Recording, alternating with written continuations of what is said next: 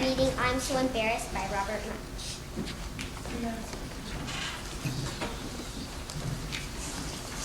Andrew, said his mom, let's go to the mall. You need some new shoes. No, said Andrew. You always embarrass me when we go to the mall. You always say you are not going to embarrass me, and you always do. So no, I am not going to the mall. I promise not to embarrass you, said his mom. Ha, said Andrew, but he went anyway, because he really needed to get new shoes. Just at the door to the mall, Andrew's mother said, oh, Andrew, you didn't comb your hair. So Andrew's mother spit on her hand and patted it all over till his hair was black. Ah, yelled Andrew, spit! Mommy spit on my hair at the mall. Very embarrassing. Oh dear, said Andrew's mom. I'm sorry about the spit. I keep forgetting how big you are. Don't worry, I will be very careful, and I will not embarrass you again. Ha, said Andrew. My name is Isabella Italiano, and I will be reading an excerpt from a book called Fatty Legs by Margaret Hokiak Fenton that was given to me by a professor of Aboriginal Studies that I asked to teach me about residential schools. The girl shrank under the nun's glare. Catching a firm hold on one of the girl's long braids, the nun snipped it off with one clean slice and let it fall to the floor. The girl hid her face in her hands as the second braid was cut. The nun did the same to 4 other girls, sparing only one older girl and one of the outsider's children, who was likely a trapper's daughter. The sound of the shears severing thick black hair drowned out the howls of the disgraced girls. At last, only I remained. I held my breath. I was large for my age. Surely she would pass me over. She did not. She stopped directly in front of me. I stepped back from her heavy cross, which nearly struck me in the face, but she reached out and yanked me back by one braid.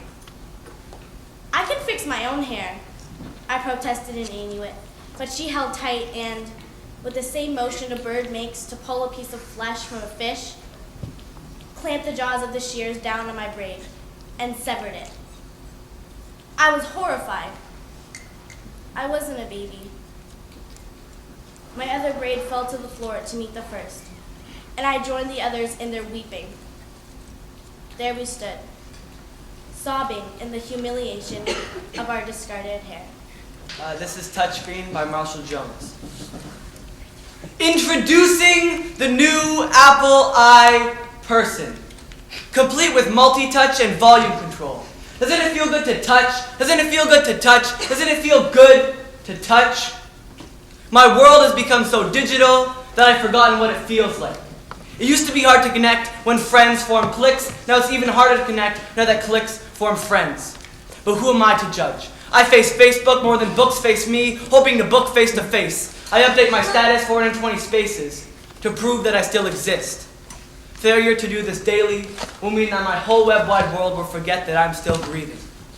But with 3,000 friends online and only 5 that I can count in real life, why wouldn't I spend more time in a world where more people like me? It doesn't matter if I'm an amateur person, as long as I have a profile. My smile is 50% genuine HD. You would need Blu-rays to see the white on my teeth. But I'm not that focused. 10 tabs open, hoping my problems can be resolved by a 1600 by 1700 resolution.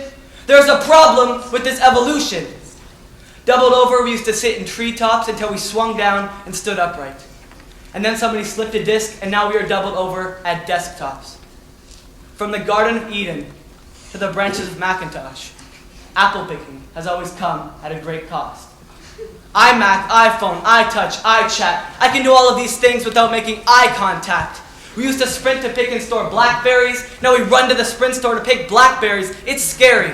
I can't hear Mother Nature speaking with all of this tweeting. And along with it is our ability to feel. It's fleeting. You would think these headphone jacks inject into the flesh the way we connect to disconnect. Power on, but we are powerless. They got us love drugged like e-pills, so we email, emotion, e-trade, e-commerce, because now money can buy love for $9.95 a month.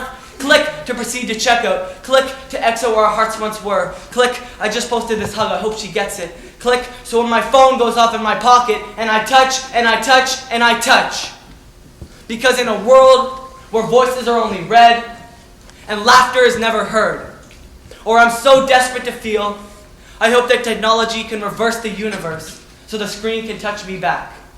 And maybe it will, when our technology is advanced enough to make us human again. Thank you. Hello everyone, and today my name is Arena, and today I will be reading poetry which is called Get Out of Bed. I hope you enjoy. Get out of bed, you silly fool. Get up right now, it's time for school. If you don't dress without fuss, I throw you naked on the bus. Oh, Mom, don't make me go today. I'm feeling worse than yesterday. You don't know what I've gone through. I get a strange case of flu.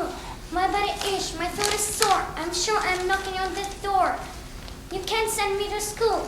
Because everyone could get it too. Besides the kids, despise me there. They will always tease and always stare. And all the teachers know my name. When something's wrong, it's me they blame. If I get a headache yesterday, don't pull this stuff on me today. Stop acting like a silly fool. The principal cannot skip school. Thanks for listening.